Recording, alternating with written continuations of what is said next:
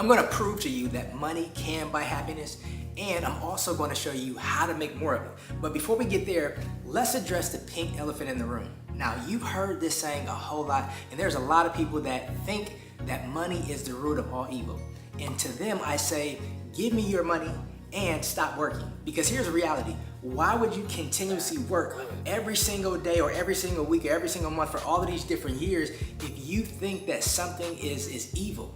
Because you think about it, if you think that something is evil, why would you continue to participate in it? Now, there's a reason why I say that they say money's the root of all evil, because it's not really something that they believe. And they don't believe it because if they did believe it, they would not keep working all of these hours, months, and years and taking out of their life to dedicate to something that's evil. Why would they do that? And the reality is, it's the love of money and the lack of money that's the root of evil.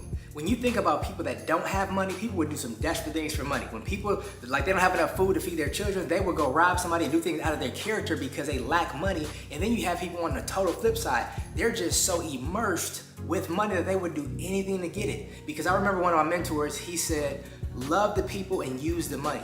But there's a lot of people that use the people to love the money. And those people are on the other side, and you never want to be that either. But when it comes to money being evil, it's the love of money and the lack of money that's the root of all evil.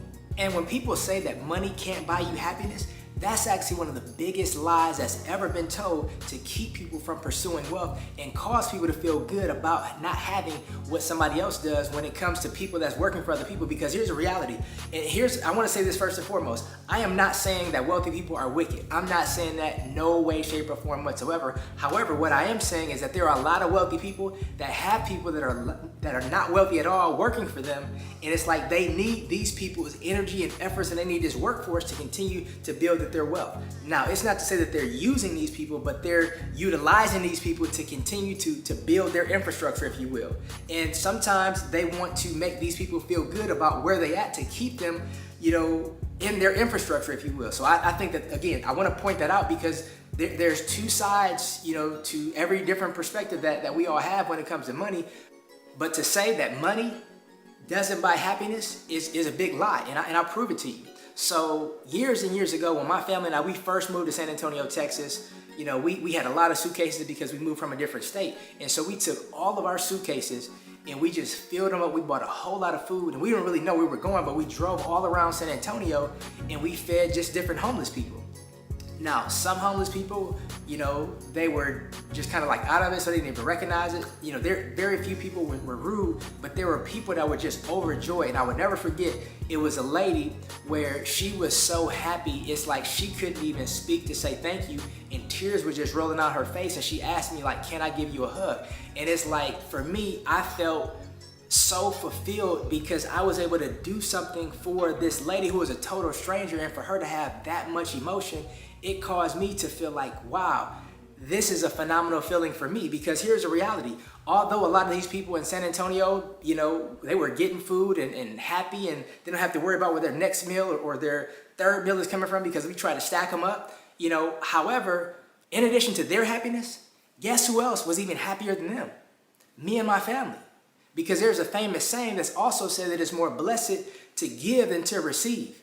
And it's like, had I not had money to even buy that food, I would have never had that experience, and they would have never had that experience. And there's been people on the other side where I was in need and people helped me, and it's like I was just so overjoyed that this person helped me, and I was so filled with gratitude that I felt compelled to do something back to them. Now, what it took for me to do back to them, it didn't necessarily require money. However, I utilized money to do it because sometimes we want to give things to people that give to us in a way where we know for certain that they got value from it. And you cannot do that without money to a certain extent. And I will say this, a lot of people who say that money can't buy you happiness are typically people that have a lot of it.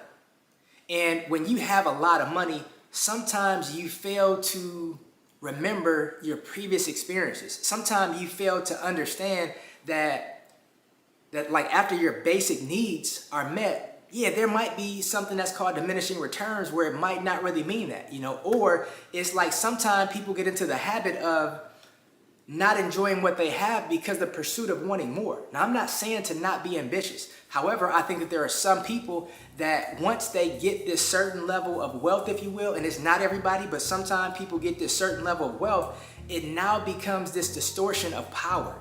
So it's no longer about money, but it's about power. And once you get there, there's nothing that can give you happiness, because you can dominate the entire globe and the world and you're still not going to be happy, even though that's what some people pursue.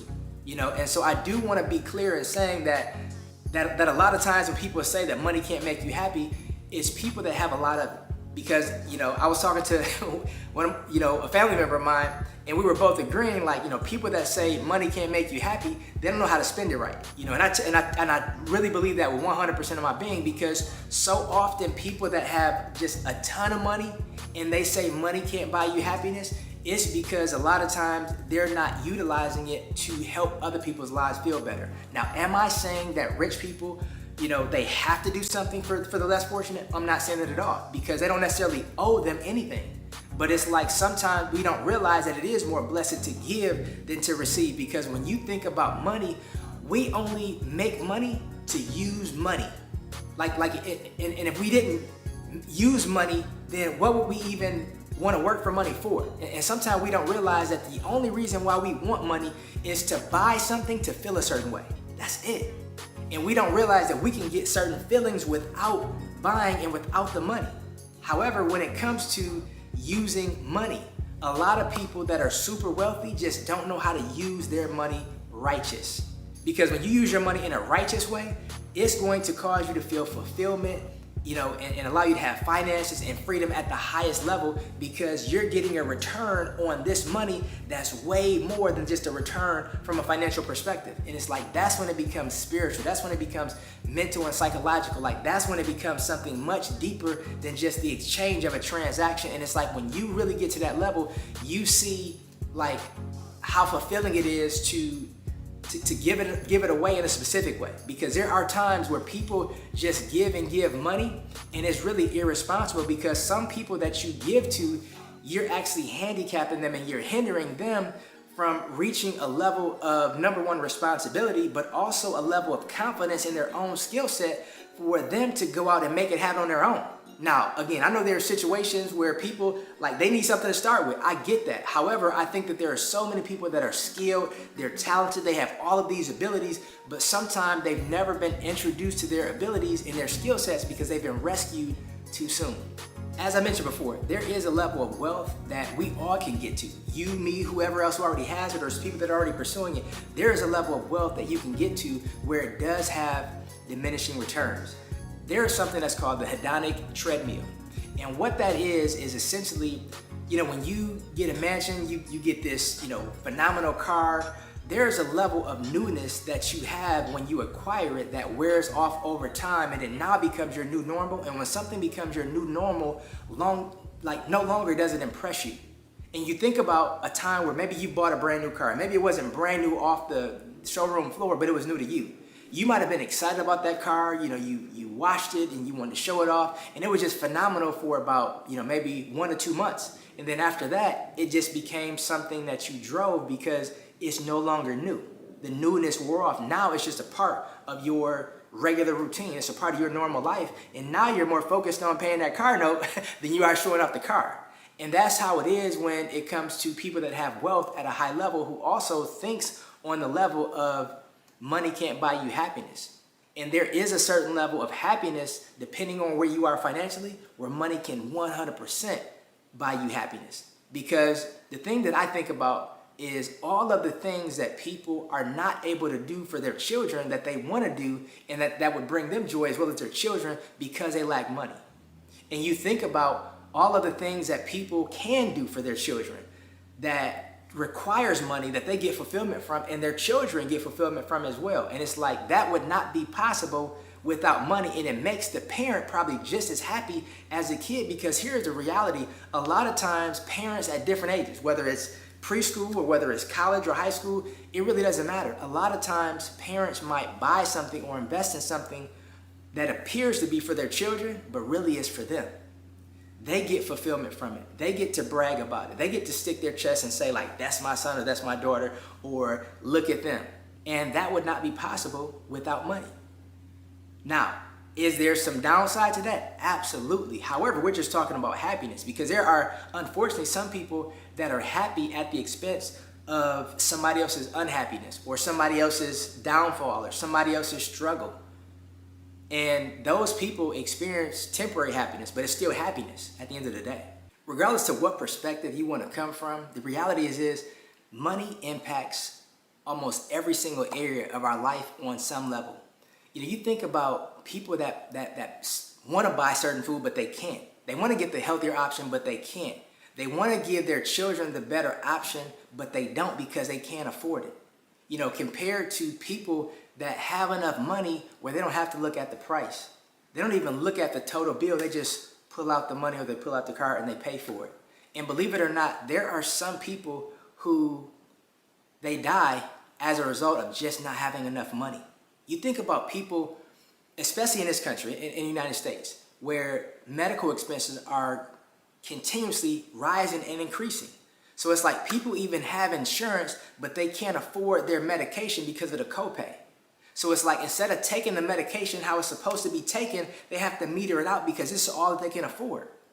And you think about, there are some people who need every single dose of their medication just to stay alive. And because they don't have the money, they end up dying of different complications or the lack thereof when it comes to their medication keeping them, you know, functioning at a certain high level. And then they get stressed out because they don't have enough money, and then that kills them. And something else that money does, it affects your focus on time. I remember years ago when I used to work at a job, and I remember myself and just so many other people that I knew, and even after I became an entrepreneur and I was around other people that still worked for someone else, I realized how much time is actually focused on going back to work on Monday and is wasted over the weekend. And I used to do this too, so this is not just about somebody else, but this is about me. I remember thinking about going back to work on Monday when I got off work on Friday. So guess what I did on Saturday? I thought about going back to work on Monday. And guess what I did on Sunday?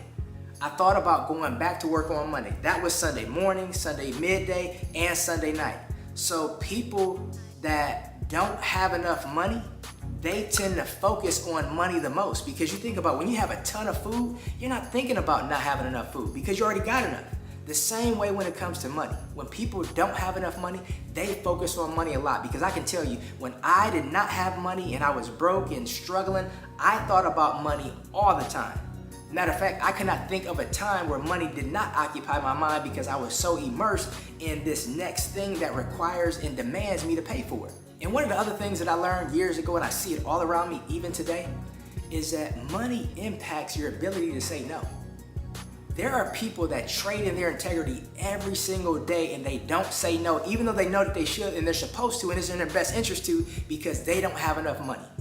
People that are working at jobs, or people that need money from this person to pay a bill or something like that, and it's like they want to say no, but they can't because they need that money. Or I think about even people that I know personally that's living with somebody else, and they know they should not be around this person, period, but they can't afford to live anywhere else. So they're living with somebody else, and they're exchanging their values. It's eating away their integrity, and it's eating away their entire being because they live with somebody else because they can't afford anything on their own.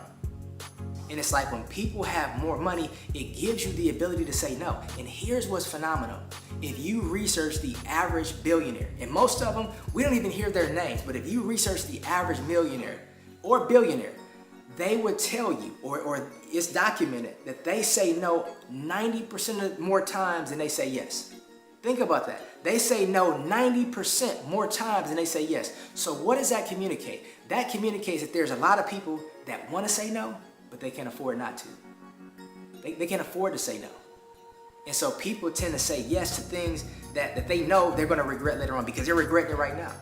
And so I think it's very important that whatever situation that you're in, it's very important to focus on making as much money as you can, as fast as you can, so you never have to put your integrity at risk or for sale.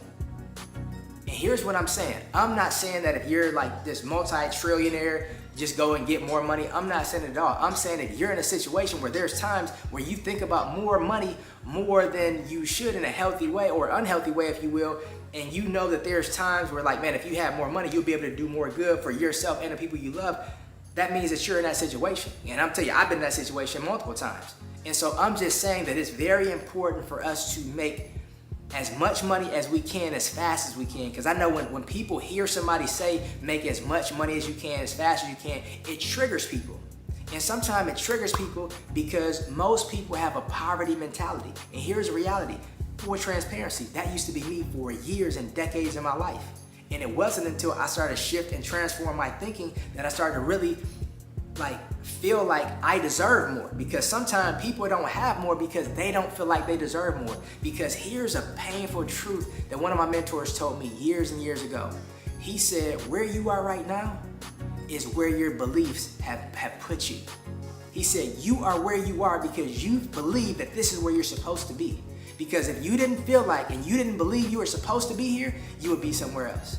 He said, think about the last 2 relationships you had. Were they the ones? And obviously they weren't the ones because I wasn't still with them. And he said, you think about how you see them now. And you were with them because you felt like that's who you were supposed to be with. That's the best you could do at that time. And guess what? That was a reflection of you and your beliefs. It had nothing to do with them. But now you see them differently. But how you see them, that's exactly who you were. And when it comes to money and finances, we don't realize that we are where we are because of our beliefs. Because we believe that we were born in a certain neighborhood, because we believe that these people have money over here, that they're putting their foot on our neck and keeping us from getting it, or because we feel like, we were born, to a certain demographic. Whatever we want to see, there's evidence all around us. Because the reality is everything that we believe is true to us, even if it's not true in reality outside of us. But ultimately, I'm sure that there's areas in your life where you can look and see and prove to yourself that a little bit more money made you happy, or a lot more money made you happy, or somebody bought something for you with money that made you happy, or somebody gave you an experience that you otherwise never would have had with money that made you happy, or guess what, on the other side, you provided to somebody else and that made you happy. But either way, we can find evidence of things that made us happy because of money and because of what we did with the money. Now, you might 100% disagree with every single thing I said, and that's fine. But what I want to ask you is let me know what you think in the comments.